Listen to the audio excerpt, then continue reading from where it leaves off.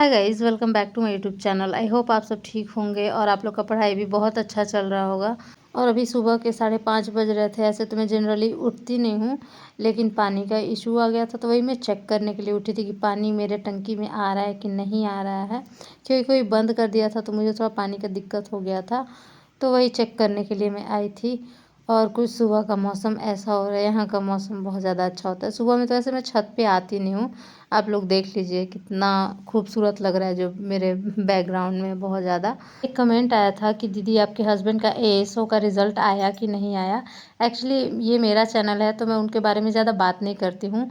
और thank you so much बताने के लिए कि एएसओ का रिज़ल्ट आ गया है। तो हमने रिज़ल्ट देखा जब आपने कमेंट किया, उसके बाद ही हमने रिज़ल्ट देखा है। ये एग्ज़ाम देते हैं और एग्ज़ाम दे के फ्री हो जाते हैं। इनके कोई फ्रेंड वगैरह ही इनको बताते हैं कि रिज़ल्ट आया है तो इनको पता चलता है। जैसे रिसेंटली अभी इनका 2 रिज़ल्ट आया हुआ है। एक रिज़ल्ट इनका रिसेंटली आया है जिसमें जो ये पोस्ट चाहते थे वो इनको पोस्ट मिल गया है। उसमें 5 पोस्ट था जिसमें इनका जो फर्स्ट प्रेफ़रेंस था वो इनको मिल गया है और मेरिट बन गया है। बस अभी हम लोग वेट कर रहे हैं आगे के प्रोसेस के लिए, जिसमें मेडिकल होता है, डॉक्यूमेंट वेरिफिकेशन होता है, बहुत सारा प्रोसेस है वो हो रहा है। मेरिट लिस्ट आने के बाद भी बहुत सारा प्रोसेस होता है, मेडिकल होता है, डॉक्यूमेंट वेरिफिकेशन होता है, फिर उसके बाद हम ज्वाइनिंग का वेट करते हैं। तो अभी हम उसी प्रोसेस में हैं। और एक और मेरे हस्बैंड का रिज़ल्ट आया है बिहार एसआई का। और बिहार एसआई का मेरे हस्बैंड का ये 4th अटेम्प्ट है और चारों बार निकाले हैं, ये चौथा बार है। और इसमें इनका इतना ज़्यादा मार्क्स है क्योंकि सब लोग बोल रहे थे कि इस बार पेपर हार्ड है। और जब भी पेपर हार्ड होता है मेरे हस्बैंड का थोड़ा ज़्यादा नंबर आता है। एसआई का कट ऑफ शायद ओबीसी का 126 गया है और मेरे हस्बैंड का 150 से लेके 155 तक बोल रहे हैं कि इतना मेरा नंबर है। अभी तो जारी नहीं होता है, लेकिन वो मिलाए थे तो वो बता रहे थे कि मेरा इतना नंबर है। एग्ज़ाम रिज़ल्ट से पहले ही एग्ज़ाम दे के आए थे तभी मेरे को बताए थे, क्योंकि उनका सेंटर पटना में ही था। और जब मैं यहाँ से चली गई थी तो मेरे हस्बैंड का बिल्कुल भी मन नहीं लगता था और सारा काम वो खुद ही करते थे। और उस टाइम इतना ज़्यादा उन्होंने कोरियन सीरीज़ देखा है, मतलब एग्ज़ाम के जस्ट पहले। और वो एसआई का एग्ज़ाम देने हर बार जाते हैं ना, बहुत चिल मोड में जाते हैं, मस्त। और रिज़ल्ट आया है लेकिन उसके बाद भी रनिंग के लिए नहीं जाते थे। जब मैं पटना थी तो मैं उनको बोलती थी फ़ोन पे कि आप जाइए, तो बोलते थे कि मेरे से नहीं हो पा रहा है, मैं खाना बनाऊँगा, क्या क्या करूँगा, मेरे से नहीं होगा। और जब मैं आ गई हूँ तो फिर बोल रहे हैं कि मेरे पास शूज़ नहीं है, रनिंग शू। फिर मैं रनिंग शू ऑर्डर की। मैंने 1700 का शू देखा था जिसमें मुझे 300 का डिस्काउंट मिला है, तो वो शूज़ हुआ 1400 का। और वो मैं मिंत्रा से मंगाई थी, मैं टैग कर दूँगी, आप लोग चेक कर सकते हो। जिसको भी रनिंग शू चाहिए, अच्छा शू है। और वो मात्र 2 दिन गए हैं। जब मैं आई थी शूज़ ऑर्डर की, मैंने एक वीडियो में दिखाया था कि मैंने शूज़ मंगाया है। और बस 2 दिन गए हैं, उसके बाद नहीं गए हैं। पता नहीं क्यों उनको ना एसआई वाले एग्ज़ाम देने तो जाते हैं, एग्ज़ाम देने वो इसलिए जाते हैं ताकि उनके पेरेंट्स को ये ना लगे कि मेरे लड़के से कुछ नहीं निकल रहा है। हालांकि इनका बहुत सारा रिजल्ट आता है, लेकिन कभी मेरिट में छट जाते हैं, तो कभी टाइपिंग में छट जाते हैं, तो कभी साइको में छट जाते हैं। ऐसा बहुत सारा एग्ज़ाम है। जैसे अभी रिसेंटली एक टाइपिंग था जिसमें 2 एग्ज़ाम था जिसमें टाइपिंग था, तो ये टाइपिंग देने नहीं गए क्योंकि इनका टाइपिंग अच्छा नहीं है, नहीं सीखे हैं कभी टाइपिंग, इसलिए टाइपिंग देने नहीं गए थे। एक साइको दिए थे। और कभी फिजिकल में छट जाते हैं, लाइक 3 बार एसआई का फिजिकल दे चुके हैं, लेकिन फिजिकल नहीं होता है। मतलब पता नहीं क्यों उनको इंटरेस्ट ही नहीं आता है कि मतलब मैं एकदम थोड़ा मेहनत करके, मतलब रनिंग में थोड़ा मेहनत करें। जब हमको पता है कि मेरा एग्ज़ाम इजली निकल जाता है तो हम पहले से ही रनिंग करें। और मेरे हस्बैंड जब एईडीओ का एग्ज़ाम दे के आए थे तो बहुत ज़्यादा खुश थे क्योंकि उनका बहुत अच्छा गया था। 99 क्वेश्चन वो बनाए थे मैथ्स में, एक क्वेश्चन गलत था और एक क्वेश्चन छोड़ के आए थे। और जीके वाला पेपर भी इनका बहुत अच्छा गया था, लेकिन फाइनली ये तो पेपर ही कैंसिल हो गया। उसके बाद मेरे हस्बैंड ने एक पेपर दिया था एएसओ का, उसमें 41 पोस्ट था। आप लोग को मैंने बताया था वीडियो में, किसी ने पूछा तो मैं रिप्लाई कर रही हूँ। तो एएसओ में मेरे हस्बैंड का 108 या 9 नंबर बन रहा था, लेकिन उसका कुछ भी मिला नहीं है कि आपका कितना नंबर आया है, कितना मेरिट गया है, कुछ भी नहीं मिला है। एग्ज़ाम हुआ था मार्च में और अभी रिजल्ट आ रहा है। तो मेरे हस्बैंड का इसमें रिजल्ट नहीं है, लेकिन ये बोल रहे हैं कि मेरा रिजल्ट होता क्योंकि बहुत अच्छा नंबर था।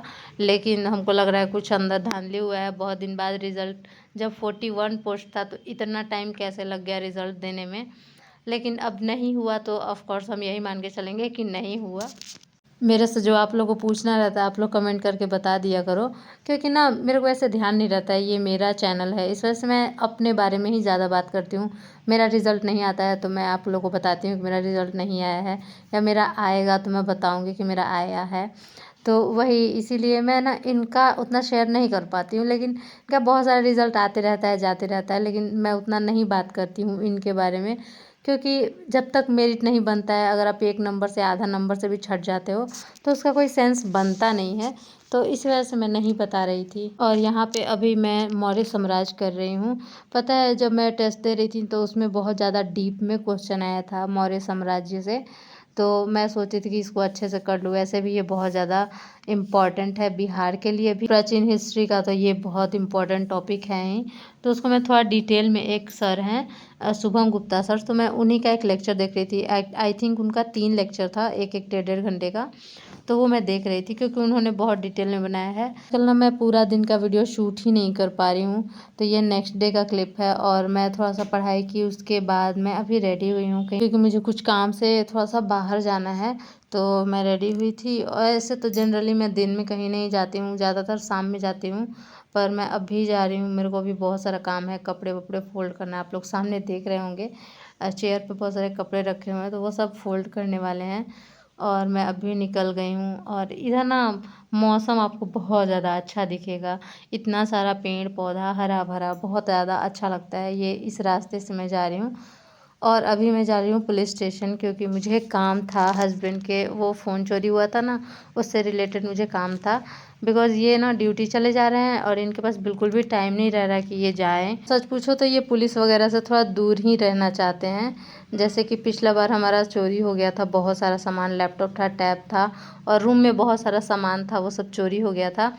उस चक्कर में उसको छुड़ाने के लिए जितने हमने पापड़ बेले हैं, जितना पैसा हमारा लगा है, वो एक्सप्लेन नहीं कर सकते। इस बार भी फ़ोन चोरी हो गया, तो इस बार वो कंप्लेन नहीं करते, लेकिन कंप्लेन करने का मेन रीज़न हो गया कि उसमें रेलवे का सिम था, और अगर रेलवे का सिम है चोरी हो गया तो उसका कंप्लेन करना इम्पॉर्टेंट है, इस वजह से कंप्लेन किया, वरना ये कंप्लेन भी नहीं करने जाते।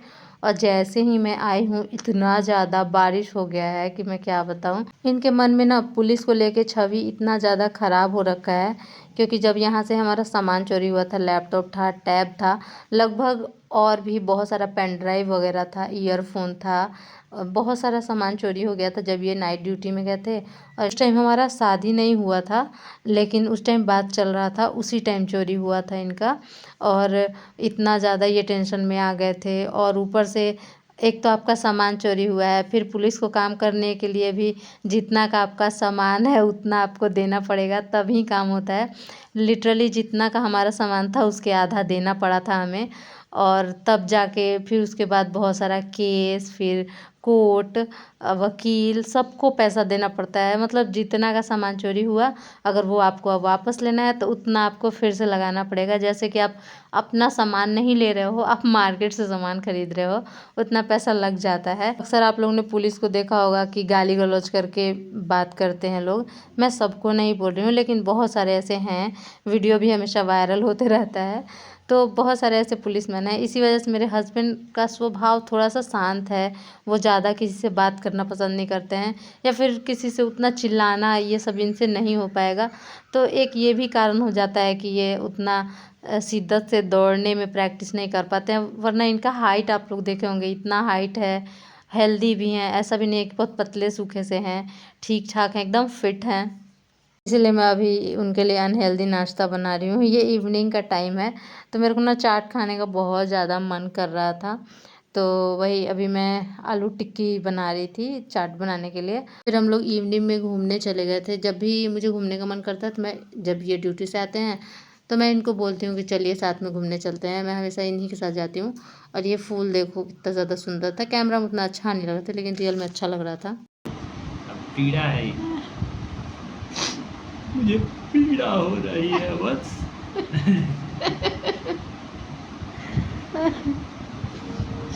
सुख के सब साथी दुख में न को। और अभी मेरे पेट में दर्द है, जब भी मेरे पीरियड्स आते हैं मुझे बहुत ज़्यादा दर्द होता है और ये मुझे हँसाने का ट्राई कर रहे थे।